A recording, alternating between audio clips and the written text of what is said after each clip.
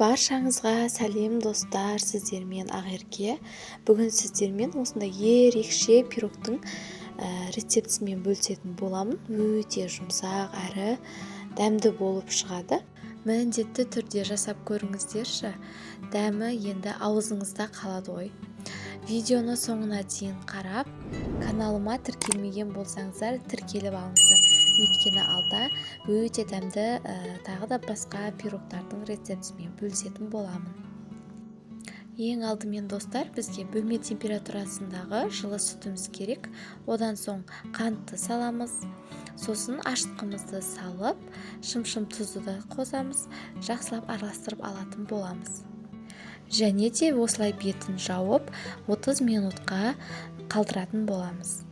Одан соң сары майымызды ерітіп, бір жұмыртқамызды салып, жақсылап араластырамыз. Достар, мен барлық заттардың грамдарын описанияға жаза кеттім. Сол жерден өтіп, міндетті түрде қараңыздар.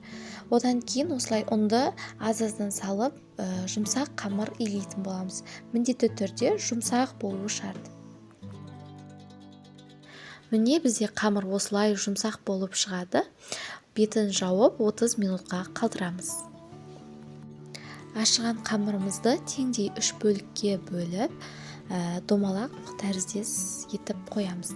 Тыныту шарт емес. Бірінен соң бірін қатты жұқа да емес, қалың да емес, орташа етіп жайып алатын боламыз. Ал енді пергамент қағаздың үстіне қамырымызды жайып, бір ас қасық вареный сгущенкамызды жан-жағына жақсылап жағып шығамыз. Ал егерде сіздер ол болмаса, өздеріңіздің үйіңіздегі қалаған вареньяны қолдансаңыздар болады. Тек ол қою болу керек, сұйық болса ол ағып кетеді. Одан соң осылай екінші қамырымызды қойып, үстіне жағап шығамыз.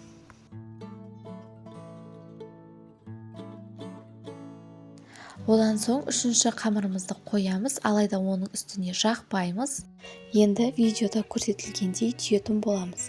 Мен осылай ортасына белгі қойып алдым. Барлық жағы бірдей болуы үшін.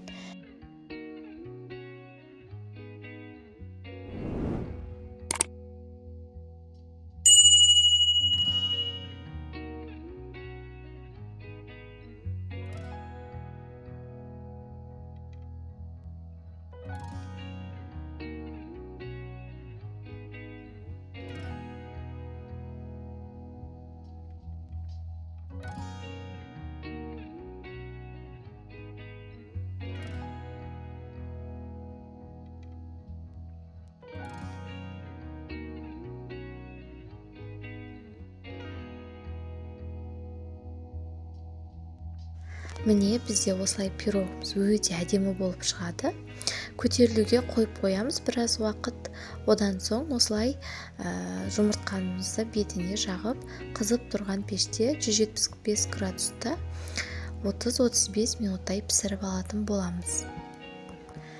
Пештен алғаннан кейін міндетті түрде суытыңыздар.